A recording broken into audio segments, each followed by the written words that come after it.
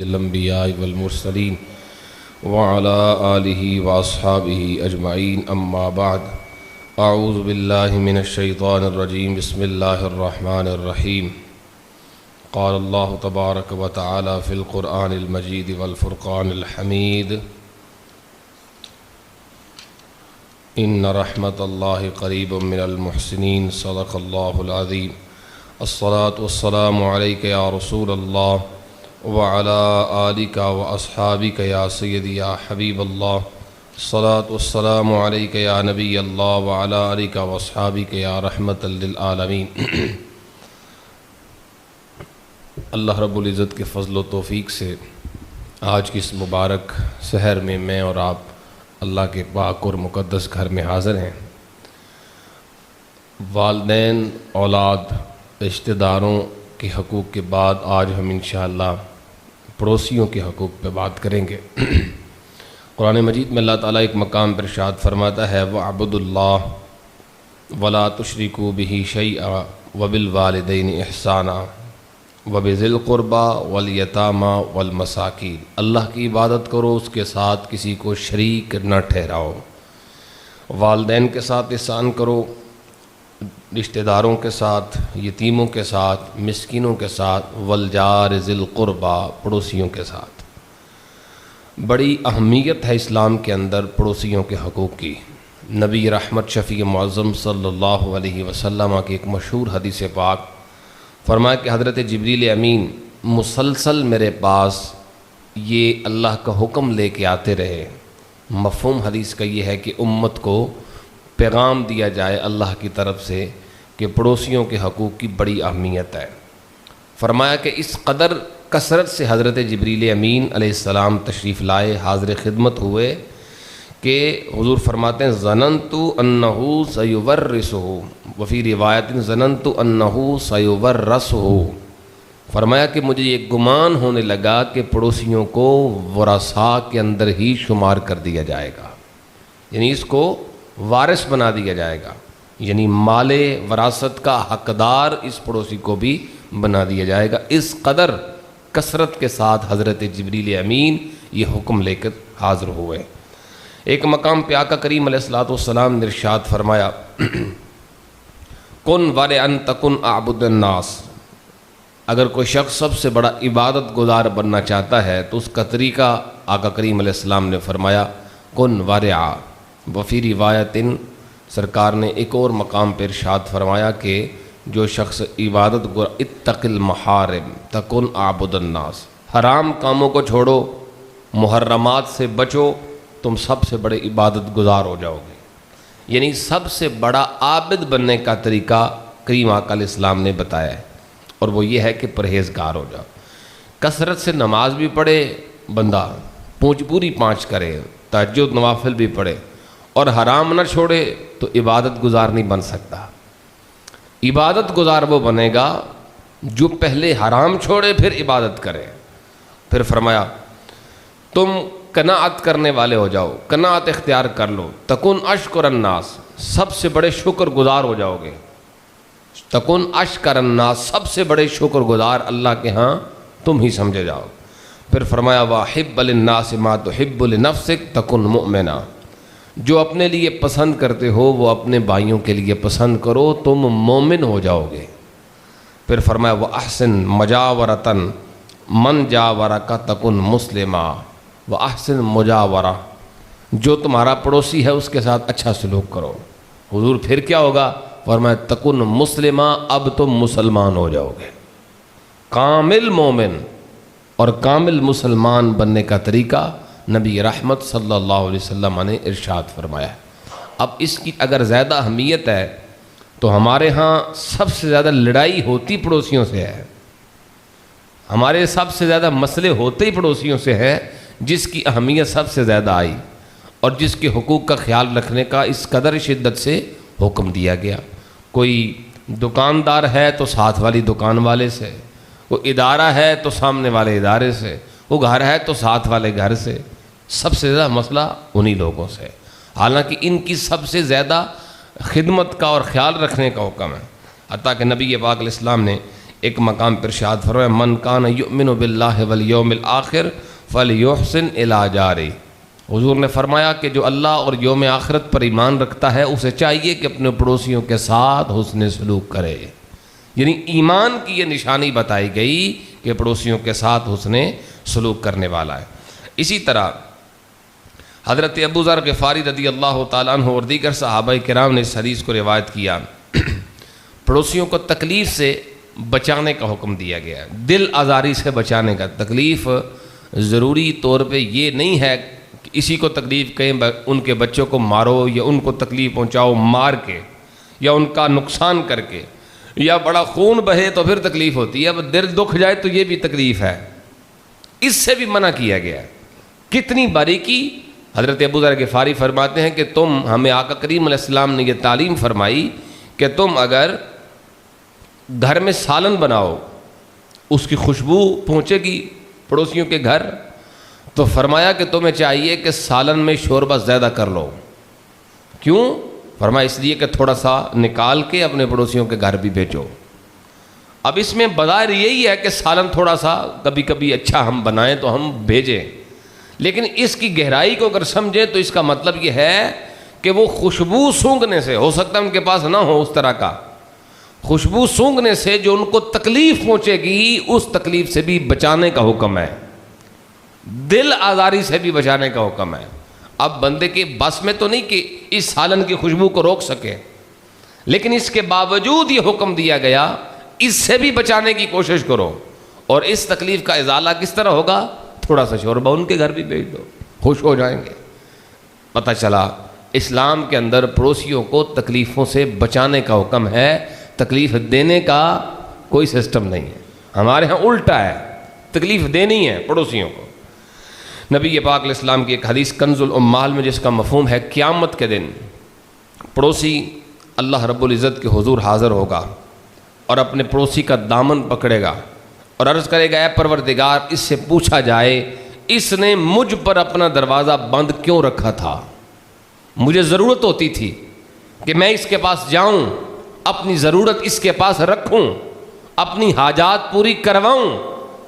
حضور اللہ تعالیٰ اس سے پوچھا جائے میرے رب، اس نے میرے پہ اپنے دروازے کیوں بند رکھے؟ کیوں میری مدد نہیں کرتا؟ کیوں اس کے پاس جو زائد رزق تھا وہ مجھ پر کیوں اس نے بند رکھا؟ کیوں روک کے رکھا اپنا ہاتھ مجھ پر؟ اور اللہ تعالیٰ اس سے پھر سوال کرے گا۔ اسی طرح ایک حدیث ہے، ایک شخص نے، بڑی خاص ہے، ابن ماجہ اور مسند احمد کے اندر یہ روایت ہے، نبی پاک علیہ السلام کی خدمت میں عرض کیا گیا حضور ایک عورت ہے، وہ کثرت کے ساتھ نماز روزے اور عبادات کرتی ہے اور مشہور ہے عبادات میں، صدقات و خیرات میں بھی بڑی مشہور ہے، بہت سخی عورت ہے، لیکن یا رسول ایک خرابی ہے کہ وہ اپنے پڑوسیوں پر بڑا ظلم کرتی ہے، اس کی زبان سے اس کے پڑوسی محفوظ نہیں ہیں، باقی سارے کام بڑے اچھے سے کرتی ہے مگر اس کی یہ زبان ہے نا، اس کی وجہ سے اس کے پڑوسی تکلیف میں رہتے ہیں۔ نبی پاک علیہ السلام کی حدیث کا مفہوم فرمایا جہنم میں جائے گی۔ نماز پڑھتی ہے کثرت سے، صدقات و خیرات کثرت سے کرتی ہے، مگر اس کی زبان سے اس کا پڑوسی محفوظ نہیں ہے، تکلیف پہنچاتی ہے زبان سے، صرف مارتی نہیں ہے اور ظلم نہیں، بس زبان۔ فرمایا جہنم میں جائے گی۔ ایک اور عورت کا ذکر کیا گیا اسی مجلس میں، یا رسول اللہ ایک فلاں عورت ہے، نماز بس فرض ہی پڑھتی ہے، کوئی لمبے چوڑے اس کے معاملات نفلوں کے نہیں ہیں، اور صدقہ اس کے گھر میں مشہور ہے کہ کسی کو دے بھی تو ایک پنیر کا ٹکڑا ہی دیتی ہے، بہت زیادہ صدقات و خیرات بھی نہیں کرتی، ایک پنیر کا ٹکڑا کسی کو دے گی بس، اس سے زیادہ کچھ بھی نہیں دیتی۔ ہاں یا رسول اللہ اس کی زبان کی وجہ سے، اس کے سلوک کی وجہ سے اس کے پڑوسی بڑے سکھ میں ہیں۔ نبی پاک علیہ السلام نے فرمایا وہ عورت جنت میں جائے گی۔ اندازہ فرمائیں اللہ کے ہاں معیار کیا ہے۔ ہمارے ہاں یہ دیکھا گیا ہے کہ حاجی صاحب نمازیں بہت پڑھ رہے ہیں، تسبیحیں بہت پڑھ رہے ہیں، مگر جب بھی بولیں گے پڑوسیوں کو گالی نکالیں گے، جب بھی بولیں گے برا ہی بولیں گے، جب بھی پڑوسیوں کے ساتھ بات کریں گے بد کلامی اور بد سلوکی کریں گے، لڑائی جھگڑائی کریں گے۔ ایسی نمازوں کی اللہ کو ضرورت نہیں ہے، اللہ تعالیٰ کا کوئی فائدہ نہیں کر رہے ہم نمازیں زیادہ پڑھ کے، روزے زیادہ رکھ کے اسے کوئی فائدہ پہنچا ہی نہیں سکتا۔ صدقات و خیرات ہیں تو اپنے لیے، اتراؤ نہیں، نرمی پیدا کریں اپنے سلوک کے اندر، بعض اوقات چھوٹا سا عمل پکڑ کا سبب بن جاتا ہے، بعض اوقات چھوٹی سی نیکی نجات کا سبب بن جاتی ہے۔ اس لیے میرے بھائیو ذرا خیال سے نیکیاں کرتے بھی جانا ہے اور اپنے اعمال کو ظالم شیطان سے بچانا بھی ہے۔ اللہ اکبر۔ حضرت ابو بکر عمر رضی اللہ عنہ دونوں روایت کرتے ہیں، یہ معجم الکبیر کی یہ روایت ہے۔ ایک شخص نے نبی پاک علیہ السلام کی بارگاہ میں اپنے پڑوسی کی برائی کی اور اس کے شر کی شکایت کی، شریر ہے، میں اس سے بے خوف نہیں ہوں، ڈر لگتا ہے۔ سرکار کریم علیہ السلام نے حضرت ابو بکر و عمر دونوں کو فرمایا کہ جاؤ اپنے گھر، اپنی مسجد کے دروازے پہ کھڑے ہو جاؤ اور جا کے اعلان کرو کہ جس کا پڑوسی اس کے شر سے خوف زدہ رہے، ذرا خاص ہے، جس کا پڑوسی اس کے شر سے خوف زدہ رہے، فرمایا جاؤ مسجد کے دروازے پہ کھڑے ہو کے اعلان کر جاؤ کہ وہ جنت میں کبھی نہیں جائے گا، وہ جنت میں نہیں جائے گا، وہ جنت میں نہیں جائے گا جس کا پڑوسی اس سے خوف زدہ رہتا ہے۔ ڈر لگتا ہے پتہ نہیں کچھ کار ہی نہ دے، عزت کے معاملے میں، مال کے معاملے میں اور نقصانات کے معاملے میں خوف زدہ رہتا ہے کہ پڑوسی ادھر دا کدھر لگ گیا تیرے چھڑنا کوئی نہیں۔ اگر یہ خیال بھی ہے نا ہمارے پڑوسیوں کا ہمارے حق میں، تو اس کا مطلب ہے کوئی حال نہیں ہمارا۔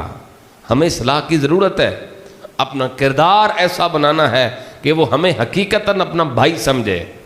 وہ ہمارا پڑوسی اگر خود گھر نہیں ہے تو اپنے گھر کو محفوظ سمجھے کہ میرا بھائی جو رہتا ہے میرے ساتھ، اسے کہتے ہیں پڑوس۔ اور اگر پڑوسی سے ہی ڈر لگنا ہے، تالا ذرا تگڑا لائو۔ اگر اس طرح کا مسئلہ ہے تو پھر اس کا مطلب ہے کوئی حال نہیں ہمارا۔ ہمیں اصلاح کی ایسا کردار انسانوں کا نہیں ہوتا، مسلمانوں کا نہیں ہوتا، یہ تو کفار کے طریقے ہیں، اور آج کے ایڈوانس زمانے میں کافر بھی ایسے نہیں کرتے۔ آئیے احباب، نبی پاک علیہ السلام نے ایک اور مقام پہ تفصیل سے وہ حق بیان فرمائے جو اللہ نے ایک پڑوسی کے لیے رکھے ہیں۔ یہ شعب الایمان کے اندر امام بہقی روایت لائے ہیں تفصیلی۔ پہلا حق، یہ تفصیل سے اب حق بیان کرنے لگا ہوں کہ پڑوسیوں کے حقوق ہیں کیا جو ادا کرنے ہیں۔ پہلا حق فرمایا جب وہ تم سے مدد مانگے تو ان کی مدد کرو۔ کر سکتے ہیں مدد، جس حال میں وہ مدد مانگے مدد کرنی چاہیے۔ نمبر 2، قرض مانگے تو قرض دو، یہ حق ہے اس کا، یہ اس کا حق۔ اگر کشائش ہے اور گنجائش ہے کہ قرض دے سکتے ہیں۔ اب یہاں پہ ایک مسئلہ ہے، لوگوں کو یہ ڈر ہے کہ کہیں ایسا نہ ہو کہ لینے کے بعد بھول ہی جائے، اور اس ڈر کی وجہ سے لوگ قرضہ نہیں دیتے۔ یاد رکھیے جو قرض ہے، ایک جگہ پہ میں نے پڑھا صدقے کا ثواب 1 گنا ہے اور قرض کا ثواب 18 گنا ہے۔ قرض میں زیادہ ثواب، اس کی وجوہات کئی لکھی گئی، میں اس طرف نہیں جاتا۔ نبی پاک علیہ السلام نے ایک مقام پر ارشاد فرمایا جو قرض دار کو مہلت دے یا اس کا قرضہ معاف کر دے، اللہ تعالیٰ قیامت کے دن اس کو اپنے عرش کا ٹھنڈا سایہ عطا فرمائے گا۔ جو قرض دار کو مہلت دیتا ہے، چلو کل دے دینا، پرسوں دے دینا، جب ہوئے تب دے دینا، یہ مہلت دیتا ہے یا معاف ہی کر دیتا ہے، سرکار کریم علیہ السلام فرماتے اللہ اسے عرش کا سایہ عطا فرمائے۔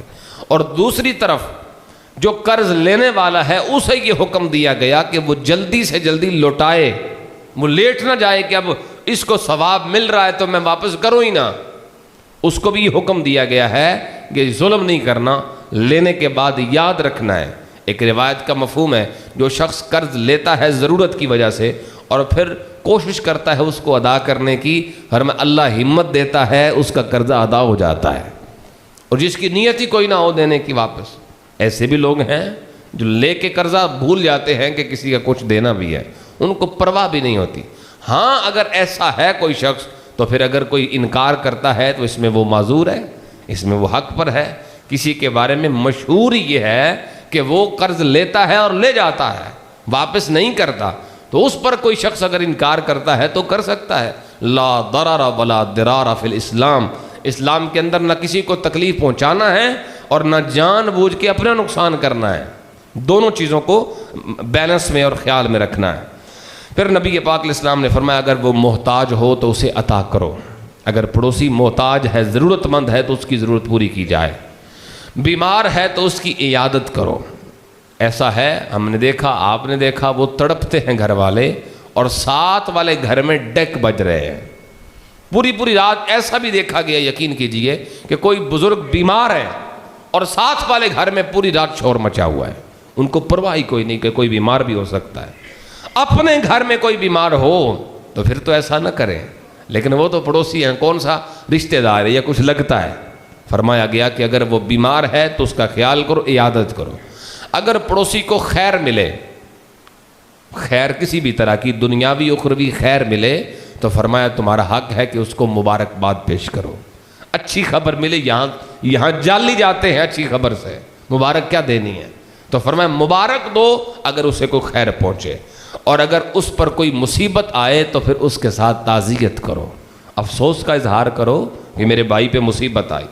اگر فوت ہو جائے تو جنازے کے ساتھ چلو، یہ تمہارا حق ہے، اور اس کی یہ بڑا خاص ہے، اس کی اجازت کے بغیر اپنی عمارت کو اس پر بلند نہ کرو جس سے اس کی ہوائی بند ہو جائے، اس کا پردہ ہی خراب ہو جائے، اجازت کے بغیر نہ کرو۔ اور ایسا کرتے ہیں مزہ ہی نہیں آتا، اگر وہ اونچا کرتا ہے تو ہم اس سے اور اونچا کرنے کی کوشش کرتے ہیں، پتہ چلے نا میں اس سے زیادہ مالدار ہوں۔ اپنی ہانڈی سے، اپنے کھانے سے اس کو ایذا نہ دو، یعنی وہی بات جو پیچھے بیان ہو چکی ہے کہ اگر کچھ بنانا ہے تو پھر تھوڑا سا اس کے گھر بھی بھیجو، یہ نہ اس کے بچے تکلیف میں آ جائیں۔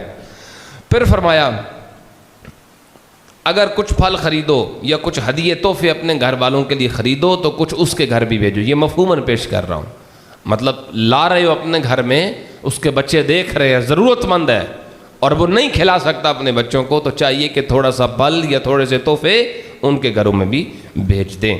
اور پھر ورنہ اگر ایسا نہیں کر سکتے تو یہ بھی بتایا گیا کہ چھپا کے رکھو، اپنے بچوں کو بھی پھل دے کے گلیوں میں نہ بھیجو کہ پڑوسیوں کے بچے دیکھیں اور وہ اپنے جا کے ماں باپ کو تنگ کریں کہ ہمیں بھی چاہیے، بچے تو بچے ہوتے ہیں، یا تو بھیجو یا پھر نشر نہ کرو اپنی نعمتوں کو۔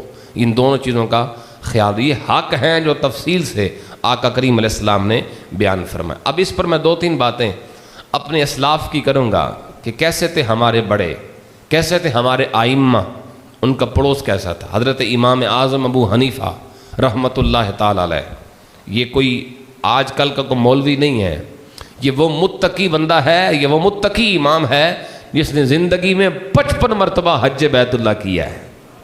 ایک حج کر کے حاجی صاحب کھلوندا ہی کوئی نہیں، میں حاجی صاحب ہو گیا ہوں، مجھے سلام کرو، میری عزت کرو، میں حج کر کے جو آیا ہوں۔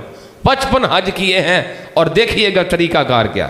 جو ساتھ والا پڑوسی ہے وہ جوتے بناتا تھا اور شرابی تھا، رات بھر امام صاحب کی عبادت کا وقت ہوتا اور وہ اپنا کام شروع کر دیتا، اس کے جو لوفر تھے یار دوست وہ سارے جمع ہو جاتے، شراب پیتے اور گالیاں دیتے ایک دوسرے کو، شور مچاتے رہتے، امام ہمیشہ صبر کرتے۔ ہمارا آج کے کوئی حاجی ہوتا عبادت گزار، کوئی پرہیزگار، عبادت بھی ایک قسم کی ہوا بھر دیتی ہے بندے میں، اس عبادت سے بچنا ہے جو ہوا بھر دے۔ ہمیں وہ عبادت چاہیے جو رب کے سامنے جھکا دے، عاجزی پیدا کرے، جتنا مقام بڑھے اتنی عاجزی بڑھے۔ یہ نہیں کہ 2 نمازیں پڑھ کے بندہ چوڑا ہو کے پھرے کہ میں نمازی ہو گیا ہوں اور میری عزت کرو اب سارے، مجھے تکلیف نہ پہنچاؤ، نمازی جو ہو گیا ہوں۔ کس پہ احسان کیا ہے؟ احسان ہے کسی پہ نماز پڑھ رہے ہو تو، عبادت کر رہے ہو، حج کر رہے ہو تو کس کا کام کیا ہے؟ تو یہ ایک خیال ہے، اس کو نکالنا ہے ذہنوں سے۔ عبادت وہی قبول ہے جو بندے کے اندر عاجزی پیدا کرے، ورنہ شیطان نے بھی سجدے تو بڑے کیے تھے لیکن اس کی عبادت نے عاجزی پیدا نہیں کی، اسے اکڑا دیا، اس میں تکبر بھر دیا، جس کی وجہ سے گمراہ ہوا، ہلاک ہوا۔ اللہ ہمیں ہلاکت اور گمراہی سے بچائے۔ سب سے بڑا پردہ ہوتا ہے یہ عبادت والا، سب سے بڑا پردہ جو شیطان پہ بھی پڑا تھا۔ اب سمجھیے گا، وہ ساری رات یہی کام کرتا رہتا، وہ جو پڑوسی تھا، اتفاق سے ایک دن کوتوال چکر لگا رہا تھا، اس نے دیکھا رات ہے، شرابی شور مچا، پکڑا اور لے گئے، یہ پولیس اس وقت کی لے گئے۔ اب امام صاحب کو پتہ چلا وہ گرفتار ہو گیا ہے، خود چلے گئے وہاں اور جا کے اس کی سفارش کی، اس کو چھوڑو۔ اس نے کہا جی امام آپ پیغام بھیج دیتے، اتنے بڑے آپ امام ہیں، خود آئے ہیں، لے جائیں۔ اس نے اجازت دے دی۔ اب امام صاحب لے کے اسے واپس گھر کی طرف آ رہے تھے، وہ پیچھے پیچھے چل رہا تھا، آواز دے کے کہتا ہے ابو حنیفہ کیوں چھڑایا ہی؟ میں تو تکلیف دیتا ہوں، میں تو دکھ پہنچاتا ہوں، ساری ساری رات تم نماز پڑھتے رہتے ہو، میں شور کرتا ڈسٹرب کرتا ہوں، کیوں تمہاری تو جان چھوٹ گئی تھی، کیوں کیا ہے؟ تو پیچھے دیکھے بغیر فرمایا تیرے تے احسان نہیں کیتا، اپنا حق ادا کیتا ہے، یہ ہیں ہمارے بڑے، تو میں نے تو پڑوس کا حق ادا کیا ہے، تجھ پہ کیا احسان کیا ہے؟ اس نے کہا حضور میں آپ کے ہاتھ پہ بیعت کرتا ہوں اور توبہ کرتا ہوں، آج کے بعد گناہ نہیں کروں گا۔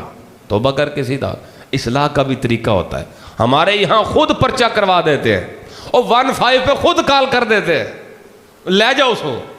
ایسا ہے کہ نہیں ہے میرے بھائی؟ یہ پڑوس کا حق نہیں ہے، اصلاح کی کوشش کی جائے اگر کر سکتے ہیں تو، ورنہ نقصان نہ پہنچائیں۔ اسی طرح حضرت بایزید بسطامی رضی اللہ تعالیٰ عنہ، بہت بڑے اللہ کی، غوث اعظم رضی اللہ تعالیٰ عنہ کے مشائخ میں یہ نام ہے۔ آپ کا ایک پڑوسی ہے جو غیر مسلم کافر ہے، اب اس کی عادت یہ تھی کہ بڑا طبیعت کے اعتبار سے بڑا عجیب تھا، اس کے گھر کا جو پرنالا تھا نا وہ حضرت بایزید بسطامی کے بیڑے میں گرتا تھا، جو بارش کا پانی گندا سر چھت سے نکلتا وہ سارا ان کے گھر میں، جب بھی بارش ہوتی گند سارا، غلاظت ساری۔ حضرت بایزید بسطامی ہمیشہ صبر فرماتے، ہمیشہ صبر کرتے اور خود صفائی کر دیتے اپنے گھر کی، جب بھی وہ گند آتا خود صفائی کر دیتے، جب بھی گند آتا خود صفائی کر دیتے۔ اللہ اکبر، عرصہ دراز گزر گیا اور ایک دن وہ اپنے گھر سے کسی کام کے لیے نکلا، اس کے گھر والوں کو ضرورت تھی چراغ کی یا کسی اور چیز کی، جب تک وہ گھر سے باہر رہا حضرت بایزید رضی اللہ عنہ اس کے گھر کی ضرورتیں پوری کرتے رہے۔ لوٹ کے آیا، گھر والوں نے بتایا یہ تو بڑا اعلیٰ انسان ہے، تم تکلیف بھی پہنچاتے ہو تو ہماری خدمت کرتا رہا۔ وہ حضرت بایزید کے بارگاہ میں آیا اور آگے کہنے لگا کلمہ پڑھو جس کا تم بھی پڑھتے ہو، مسلمان ہو گئے۔ یہ اخلاق ہے، یہ کردار ہے، یہ حقوق ہیں پڑوسیوں کے۔ حضرت سیدنا سہل بن عبداللہ رضی اللہ تعالیٰ، بہت بڑے اللہ کے ولی، جو طہارت خانہ ہوتا ہے اس کا پائپ اور اس کا سوراخ جو تھا وہ حضرت سہل بن عبداللہ کے گھر میں پڑوسی کا، یعنی اس نے سوراخ ہی اس طرف رکھا ہوا تھا، غلاظت گندا پانی سارا پیشاب ان کے گھر میں، روزانہ صبح صبح اٹھتے صفائی کر دیتے، روزانہ اٹھتے صفائی کر دیتے، زبان سے ایک لفظ نہیں، ایک جملہ نہیں۔ یہاں وہ تھوڑا سا آ جائے نا تن کا اس میں نالی میں تو بیویاں آپس میں لڑ پڑتی ہیں، تو پانی کیوں نہیں کھولیا، مطلب اتنی بات پہ ہمارے محلے میں جھگڑا ہو جاتا ہے، پھر زمانہ دیکھتا ہے کہ یہاں جھگڑا ہو رہا ہے، اور وہ کیا کر رہا ہے، اس کا سوراخ تھا ہی آپ کے گھر میں، روزانہ صفائی کر رہے ہیں، روزانہ صفائی کر رہے ہیں۔ جب آپ کی زندگی کے آخری ایام آئے، بیمار ہو گئے، تو اس کو پیغام بھیجا اور پیغام میں یہ کہا کہ اسے جا کے بتاؤ کہ اب تک تو میں یہاں رہتا تھا، اب مرنے والا ہو گیا ہوں، اب میرے بعد سوراخ بند کر دینا، میرے بعد کوئی صاف نہیں کرے گا، میں مر جاؤں تو سوراخ بند کر دینا، کیونکہ پھر میں تو یہاں نہیں رہوں گا جو صفائی کر دے، پھر کوئی اور آئے گا تو تجھے تکلیف پہنچائے گا، اس لیے تیری مہربانی میرے بعد بند کر دینا۔ اللہ اکبر، جب پیغام اس غیر مسلم تک پہنچا تو فوراً بارگاہ میں حاضر ہوا، آگے کہنے لگا تو غصہ نہیں ہوتا، آپ کو غصہ نہیں آتا؟ فرمایا آتا ہے، کیوں نہیں آتا؟ تو اس نے کہا پھر آپ کیوں مجھے بدلہ نہیں لیتے، مجھے تکلیف کیوں نہیں دیتے، مجھ سے پوچھا ہی نہیں کبھی؟ آپ نے فرمایا میرا رب فرماتا ہے مجھے پسند وہ بندے ہیں جو غصے کی حالت میں معاف کر دیتے ہیں، والکاظمین الغیظ والعافین عن الناس، اللہ کو پسند وہ ہیں جو غصہ پینے والے ہیں اور معاف کر دینے والے ہیں۔ تجھ پہ احسان تو کوئی نہیں، میں تو اپنے رب کا حکم مانتا ہوں۔ اس نے کہا مجھے بھی کلمہ پڑھاؤ اس رب کا جس نے یہ پیارا حکم عطا فرمایا ہے۔ کلمہ پڑھا اور مسلمان ہو گیا۔ احباب، یہ ہمارے اسلاف ہے، یہ ان کی زندگیاں ہیں، ہمیں ان سے سبق حاصل کرنا ہے اور اپنے کردار ایسے خوبصورت کرنے ہیں۔ اللہ تعالیٰ مجھے آپ کو عمل کی توفیق عطا فرمائے۔ اللہم صلی